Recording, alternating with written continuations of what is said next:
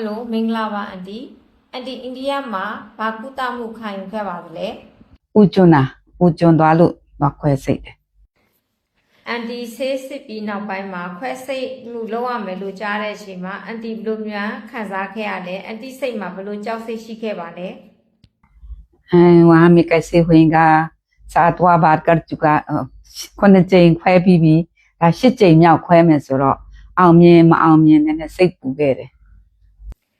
ကျွန်တော်တို့ဖိုးဝါ consultancy ကအန်တီတို့ကိုကုသမှုအပြည့်အဝပေးမယ်လို့ကတိပေးခဲ့သည့်အတိုင်းဆောင်ရွက်ခဲ့ပါတယ်ဥပမာဗီဇာလျှောက်ပေးတာအိန္ဒိယရောက်တဲ့အချိန်မှာလည်းဘာသာပြန်ထားပေးခဲ့သလိုကျွန်တော်တို့လည်းရန်ကုန်ကနေပြီးတော့ Viber group လုပ်ခဲ့ပြီးတော့အမြဲတမ်းဖုန်းဆက်ပြီးအချိန်တိုင်းမေးမြန်းခဲ့ပါတယ်เนาะအန်တီတို့ကို လှုပ်ပေးပါတယ်အကုန်အစအဆုံးလိုက်ပြီးကူညီပါတယ်လှုပ်ပေးတယ် အန်တီဗီဇာလျှောက်တဲ့အခါမှာအခက်အခဲတစ်ခုခုဖြစ်ခဲ့လားအန်တီ မဖြစ်ခဲ့ဘူးအားလုံးအဆင်ပြေ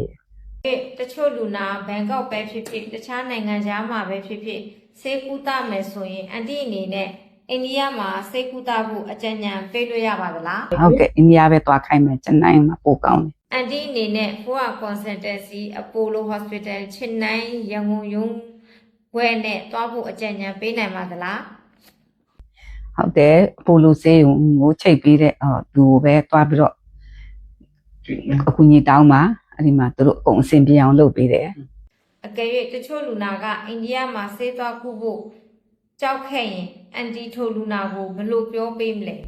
အရန်အဆင်ပြေတယ်သွားလိုက်ပါ ဟုတ်ကဲ့ ကျွန်တော်တို့ရဲ့ဗီဒီယိုကိုကြည့်ရှုနားထောင်လို့အားလုံးကိုအထူးပဲကျေးဇူးတင်ပါတယ်အကယ်၍မိသူမဆိုအိန္ဒိယမှာဆေးကုသမှုခံယူလိုပါကအောက်ပါလိပ်စာနဲ့ဖုန်းနံပါတ်များကိုဆက်သွယ်မေးမြန်းနိုင်ပါတယ်